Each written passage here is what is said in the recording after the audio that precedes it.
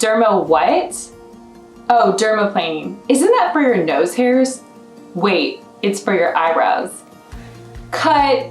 Okay, clearly there are a lot of questions on what dermaplaning is and what it isn't. In today's video, I'm going to show you exactly what dermaplaning is, how I do it, and how I love how it makes my skin feel afterwards. Now you might be thinking that it's like other videos and you're shaving your skin, which it's true, but I actually don't do it to shave my skin. I do it to shave off all the peach fuzz and hair off my skin so that my makeup looks really smooth and my face just looks really clean as I put my makeup on. I don't really fall into the traditional dermaplaning category, and I don't really promote it because I feel like it can actually disrupt your skin's natural way of healing itself and actually cause you to age a little bit sooner. But I do like to use it as a way of shaving off my skin, and you can do it in the comfort of your own home and not have to go anywhere.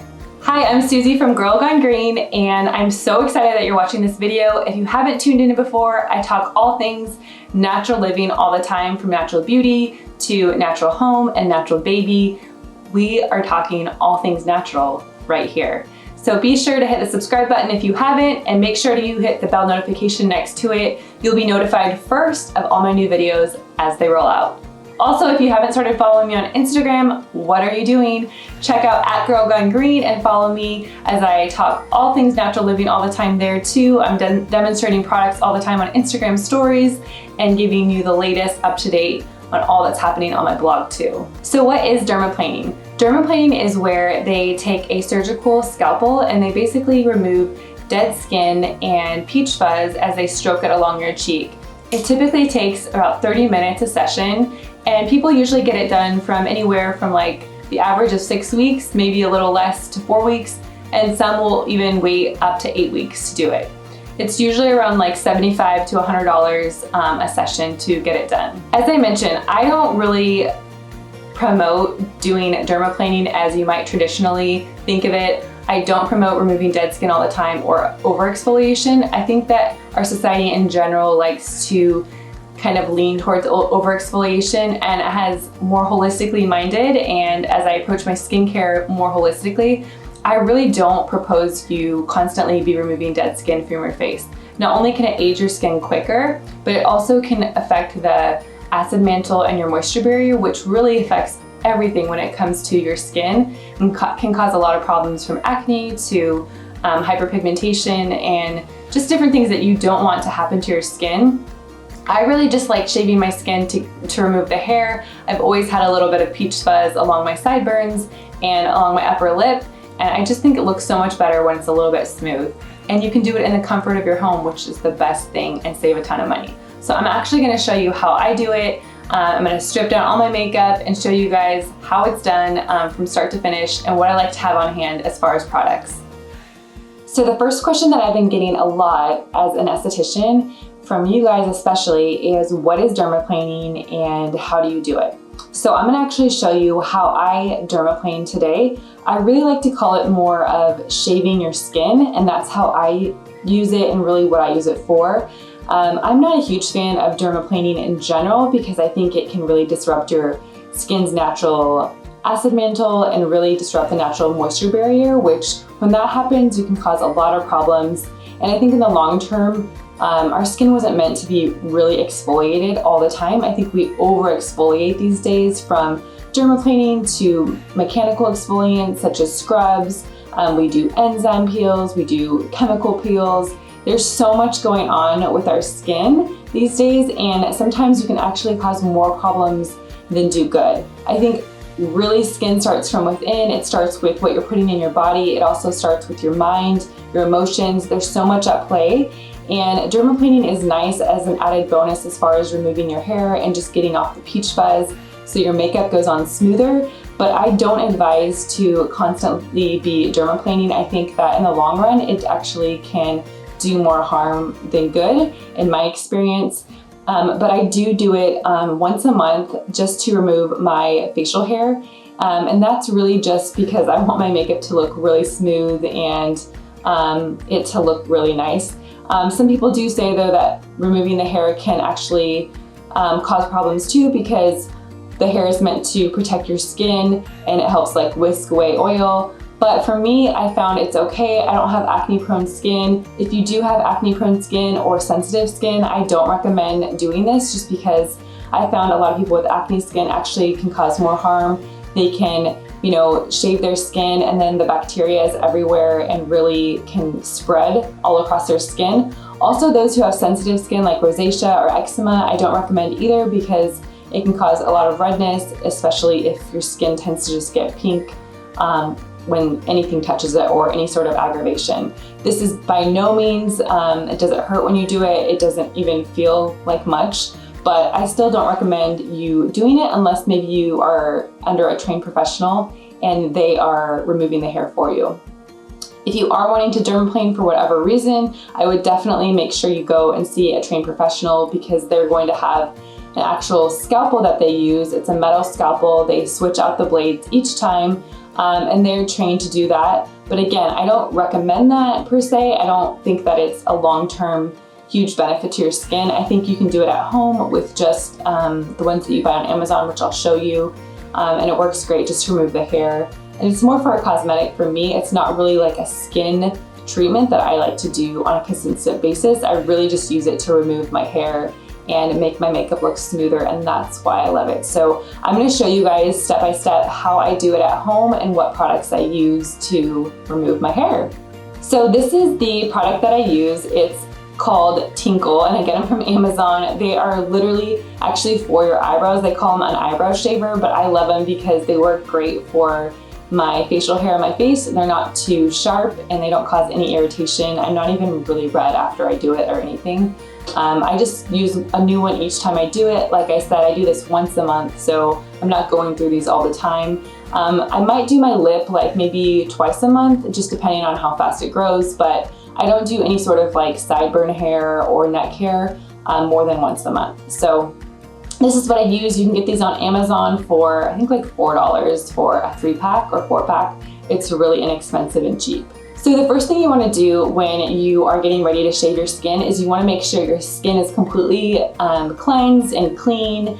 I think doing this at night is great because you're not going to go anywhere right away after you shave your skin. So if you do have a little redness, it's going to probably subside by the morning. So cleanse your skin, and then after that, I actually like to put some sort of light oil on my skin. Some people don't like to put oil and actually like to do it on dry. Personally, I don't. I like to use a little bit of oil.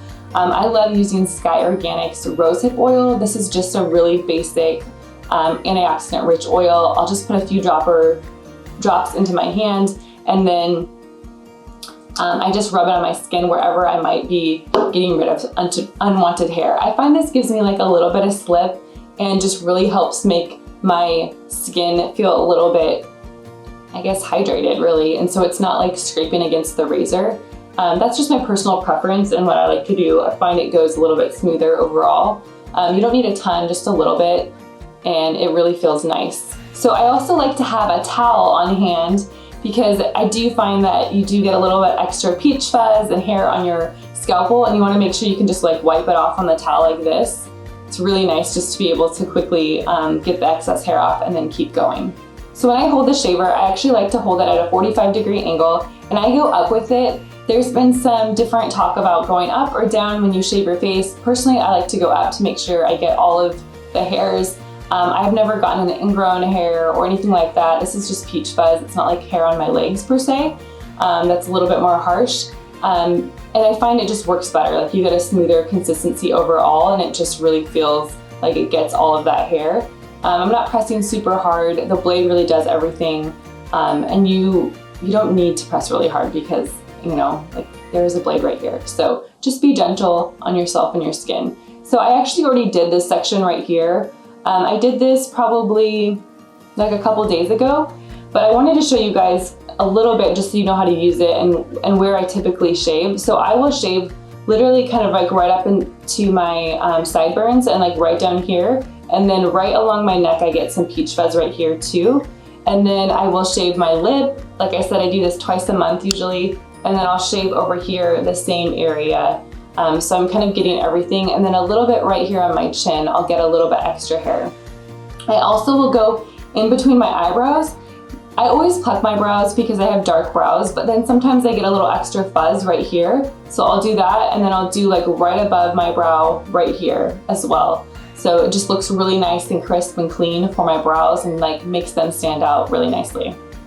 So what I'm gonna do is I'll show you guys, I would just literally go up like this, and you can kind of hear a little something, but you would just literally take it. I'm barely pressing any pressure at all, and I just go up with it to remove the hair. Again, this is not something I do for really removing my skin. It's purely just to remove my hair mainly.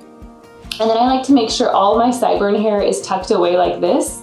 That way I'm not getting actual hair. Okay, so what I'm gonna do is I'm gonna start out and I'm just gonna show you guys. I left a little bit of the hairs right here so you can see how far up I go and how I just give a really crisp line. I do have like a little bit of sideburn hair that comes down and neck hair like I said, and I like that to look really crisp and clean. So I'm just gonna go up with it a little bit. Sometimes I will go down and change directions if I need to.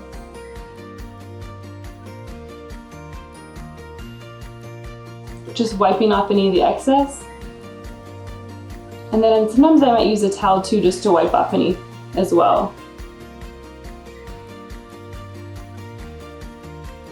Okay, so that's really where as far up as I'll go as far as my sideburn hair. And then down here, I would have gone more just to really get rid of any sort of extra peach fuzz that I had right here, which I already got the other day. It was a lot. But it's really smooth now, as you can see. When I put my makeup on, it will just look super nice and clean and just kind of not look like there's powder or makeup hanging onto the hairs. So I'll show you guys that once I'm completely done with my makeup. And then as far as my lip, I would do the same thing. I really start at the top of my nose.